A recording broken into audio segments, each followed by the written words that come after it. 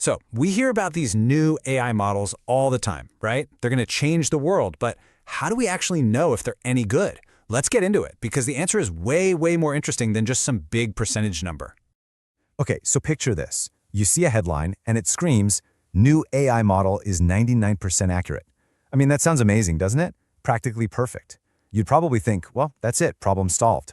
But what if I told you that number, that 99%, was actually hiding a huge, maybe even a dangerous flaw? What if that almost perfect model was totally useless? Or worse? Let's pull back the curtain and see what's really going on. All right, section 1, the 99% illusion.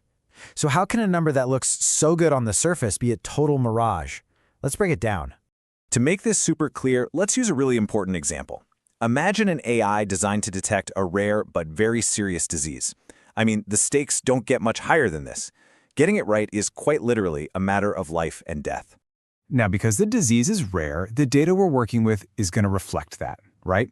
So for every, say, 100 patients, 99 of them are totally healthy. Only one is actually sick. This is what we call an imbalanced dataset, and folks, this right here is the key to the whole mystery. And here is the big gotcha. Think about a really lazy, kind of dumb AI, one that does nothing, literally nothing, but predict healthy for every single person it sees. Well, guess what? Since 99 out of 100 people are healthy, that model is going to be right 99% of the time. It gets this amazing score, but it is 100% useless. Why? Because its entire job was to find that one sick person, and it will never, ever do that. So you see, accuracy all by itself can be a total trap.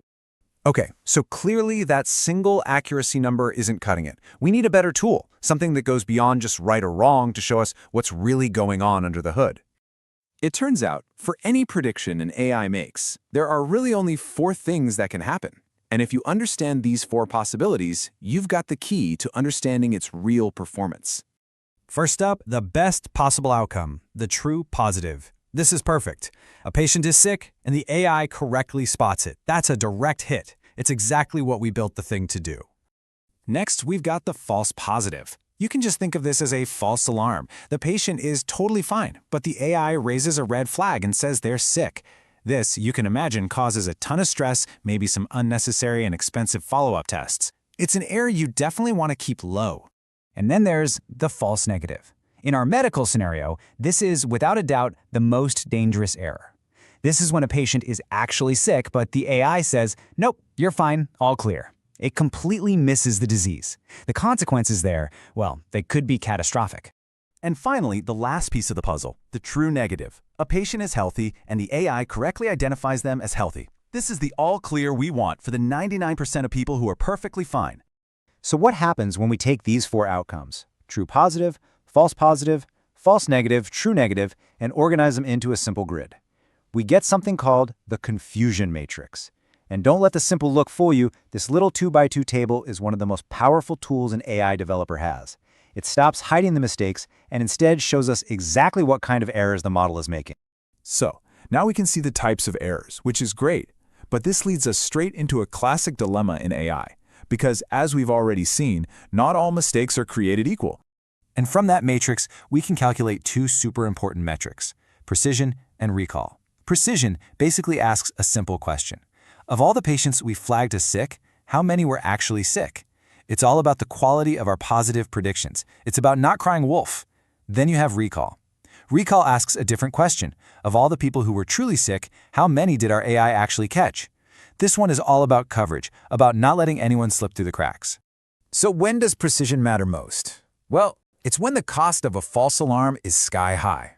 Think about it. If flagging someone triggers widespread panic, or maybe a super expensive and invasive follow-up test, you better be pretty darn sure before you raise that alarm.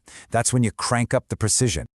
But for our rare disease detector, oh yeah, recall is king. Absolutely. We'd probably be willing to accept a few false alarms, right? A few healthy people getting a scare if it means we are absolutely certain we catch every single person who is actually sick.